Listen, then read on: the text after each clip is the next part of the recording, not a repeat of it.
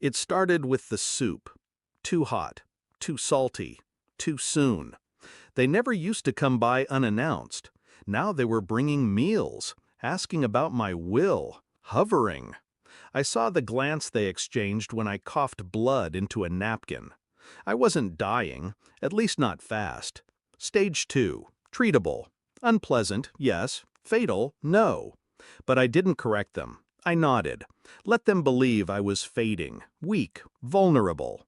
I said nothing about the buyer, nothing about the signed contract, nothing about the $8 million quietly transferred to a private account in my name. Just let the soup burn my tongue and watch them, smiling, a little too wide, like vultures who'd mistaken me for a carcass.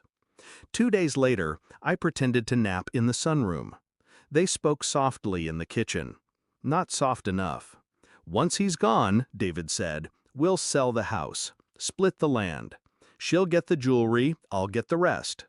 Don't be greedy, my daughter whispered, laughing. He always liked you better. You'll probably get more in the will anyway. Then the kicker. The sooner it happens, the better. We've waited long enough. That line, we've waited long enough, wasn't just careless. It was confession. I thought of the times I helped them, paid their rent, co-signed on their second car, watched their kids, watched them. Their marriage wasn't built on love. It was scaffolding, propped up by expectation, nailed together with entitlement. I sat quietly as they talked about me like I was a houseplant they were tired of watering.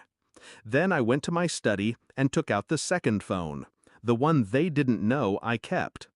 I started with the medicine cabinet, traced every pill, every refill.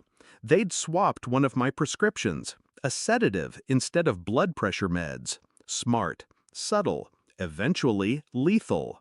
I kept every bottle, took photos, documented it all. Next, I checked the bank activity. Found small transfers from my card to unfamiliar vendors, nursing services, invoices for things I never ordered. Then the backdoor account they'd set up in my name. Forgery, mostly. Sloppy. David wasn't as clever as he thought. His laptop synced with the house Wi-Fi. Every keystroke, cached. Every password, visible. They planned to move me to a private care facility in 2 weeks. Sell the house, liquidate everything they thought I still owned. They didn't know about the sale, didn't know the house had already been transferred, didn't know I'd set up an irrevocable trust 2 months ago and appointed someone else as trustee. I wasn't dying, but something in me had already gone cold. I waited for the right moment. Sunday lunch, my favorite. Roast beef, undercooked. Wine I never drank. David poured it anyway. Let's make a toast, my daughter said, touching her glass to mine. To family and peace. I nodded.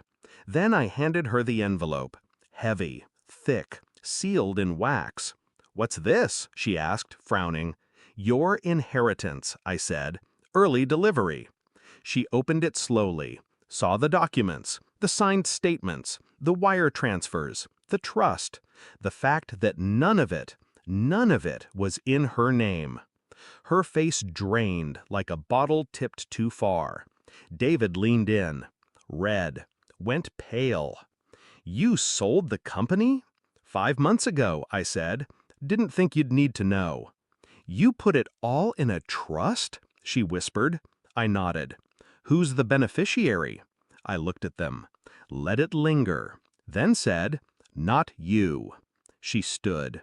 You can't do this. I already did. You don't understand. No, you don't. I stood, leaning on my cane, even though I didn't need to. I built something from nothing. Then you came and treated it like your backup plan, like my death was your payday. David stepped forward, red-faced. You're sick. I smiled. Aren't we all? I pulled another envelope from the drawer. This one with a printed log of every forged transaction, prescription changes, bank trails, the recording from the kitchen. I spoke to a lawyer. If I hand this in, You'll both be looking at charges, felony level. They froze. But I'm not pressing charges. Pause. That would give you too much credit. Their relief almost made me laugh. I'm just cutting the cord. You'll get nothing. Not now, not later. I walked to the door, opened it. Your plates are in the cabinet. Take them with you. It's quiet now, the kind that settles in after a storm that uprooted everything dead. The silence doesn't bother me. I'm not afraid of being alone. I've been alone for years. They just didn't notice. People think betrayal shatters you. It doesn't. It chisels you into something sharper. I sip my tea in the sunroom. Same spot, same chair. But this time, no soup, no noise, no masks. Just me and the $8 million they'll never touch. Because sometimes silence isn't weakness. It's the sound of a trap quietly closing.